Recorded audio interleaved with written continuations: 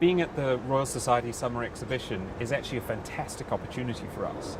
There's been a revolution in genome sequencing technology over the last few years, and it's put the ability to sequence whole genomes, human genomes, parasite genomes, within reach of large numbers for the very first time. I work on malaria parasites, which still kill nearly 1 million children every year. That's about a child every 30 seconds somewhere in the world. And one of the biggest problems with malaria parasites is drug resistance. The parasites develop resistant to every drug we throw at them rapidly, and then those resistant parasites spread all around the world. So our challenge is to identify the causes and the origins of malaria drug resistance as fast as we can. Sequencing the genome of parasites would really help us, because if we, for example, compared drug-sensitive and drug-resistant parasites, we can tell what's causing the resistance and identify it.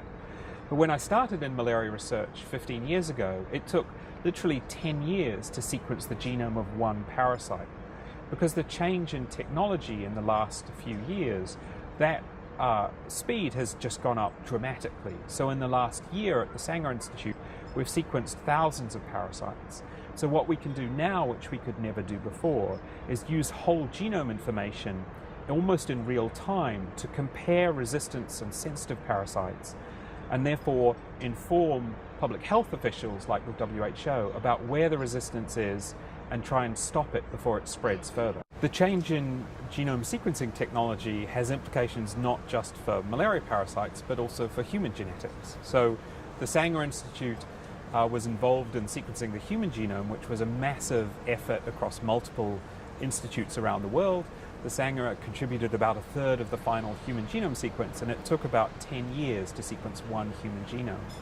That rate has just also astronomically gone up, so that we're now sequencing tens of genomes every week, and the time when it would be possible for everyone in the UK to get their own genome sequenced if they want to is really not that far away.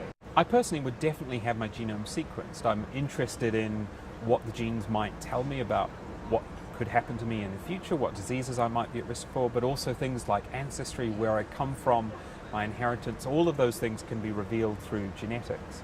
But some people might not feel the same way. They might get the impression that somehow it will tell them something that they don't want to know, and that's a perfectly reasonable point of view. But I think it's through educating people and interacting with people that will inform them that genetics are only part of what makes us human. Our genes aren't our destiny. The outcomes of complex diseases, all sorts of other things about us, are a mix of genetics and environment.